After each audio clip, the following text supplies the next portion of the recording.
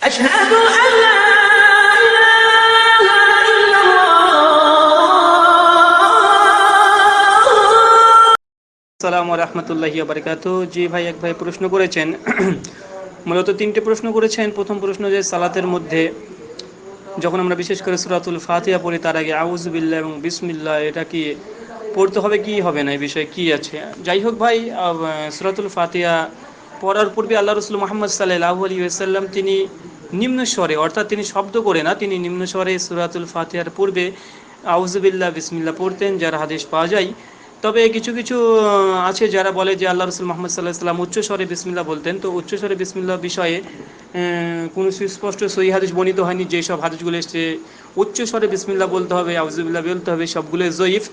কিছু কিছু বর্ণনা এসছে একদম জাল, যেটা আল্লামা নাসিরুদ্দিন আলবানী তার তালিমুল মিন্নাহ প্রথম খণ্ডের 196 পৃষ্ঠায় তিনি বিস্তারিত আলোচনা করে বলেছেন যে সশব্দে বিসমিল্লাহ বলা, আউযুবিল্লাহ পাঠ করা, এটা কোনো সহিহ হাদিস দ্বারা প্রমাণিত নয়, তাই এখান থেকে বিরত থাকতে হবে। তবে এটা সুস্পষ্টভাবে প্রমাণিত যে আল্লাহ রাসূল মুহাম্মদ সাল্লাল্লাহু আলাইহি সাল্লাম সূরাতুল ফাতিহার পূর্বে তিনি আউযু বিল্লাহ এবং বিসমিল্লাহ তিনি পাঠ করতেন, যেটা বিস্তারিত ব্যাখ্যা করা হয়েছে ফিকহুস সুন্নাহ প্রথম খণ্ডের 112 পৃষ্ঠা।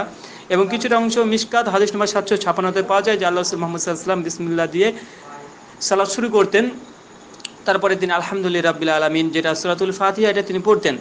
তো এখান থেকে সুস্পষ্টভাবে প্রমাণিত হয়ে যাচ্ছে যে আল্লাহ রাসূল মুহাম্মদ সাল্লাল্লাহু আলাইহি ওয়াসাল্লাম সূরাতুল ফাতিহার পূর্বে নিম্নস্বরে বিসমিল্লাহ আউযুবিল্লাহ পাঠ করতেন, তারপর সূরাতুল ফাতিহা পড়তেন। কিন্তু দ্বিতীয় রাকাতের জন্য যখন উঠবেন সেই সময়তে আপনি আউযুবিল্লাহ পাঠ করবেন না, শুধুমাত্র বিসমিল্লাহ দিয়ে অন্য অন্য সূরা তেলাওয়াত করবেন। যখন সূরাতুল ফাতিহা শেষ হলো এবং সূরা ইখলাস আপনি শুরু করবেন, তো সূরা ইখলাসের আগে আউযুবিল্লাহ এটা পড়তে হবে না, শুধু বিসমিল্লাহ একটু পড়লে যথেষ্ট হয়ে যাবে ইনশাআল্লাহুল আজিজ। ভাই, 2 নম্বর বিষয়তে আপনি বলেছেন যে যখন আমরা সূরাতুল ফাতিহা বা অন্য কিরাত করবো সেই সময় আমাদের দৃষ্টি কোথায় থাকবে।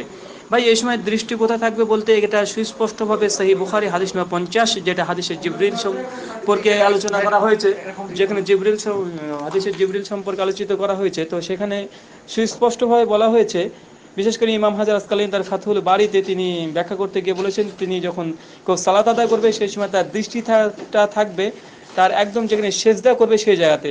তাই বিশেষ করে যখন আপনি সূরাতুল ফাতিহা পড়বেন বা অন্য কোনো সূরা কিরাত করবেন সেই সময় আপনার দৃষ্টিতে থাকবে একদম যেখানে আপনি সিজদা করবেন সেই জায়গায়। 3 নম্বর প্রশ্ন করেছেন, যখন আমরা আত্মীয়াতের জন্য বসি, দুরুদে মাসুরা আমরা দুরুদ পড়ি, মাসুরা পড়ি, আত্মীয়াত পড়ি, সেই সময় আমাদের দৃষ্টি কোথায় থাকবে?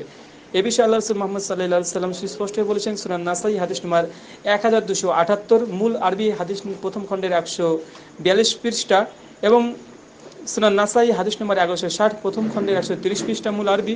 সেখানে সুস্পষ্টভাবে বলা হয়েছে যখন আত্মীয়াতু বা দুরুদ মাসুরা এই জাতীয় কিছু পড়বে, অর্থাৎ তাশহুদের সময় তার দৃষ্টি থাকবে সম্পূর্ণ আঙুলের কাছে, যে আপনি শাহাদাত আঙ্গুল যেটা নড়াতে থাকছেন সেখানে আপনার দৃষ্টি থাকবে। এটা সুস্পষ্ট পবিত্র কোরআন ও সুন্নাহ দ্বারা প্রমাণিত। আসসালামু আলাইকুম ওয়া রাহমাতুল্লাহি ওয়া বারাকাতুহু।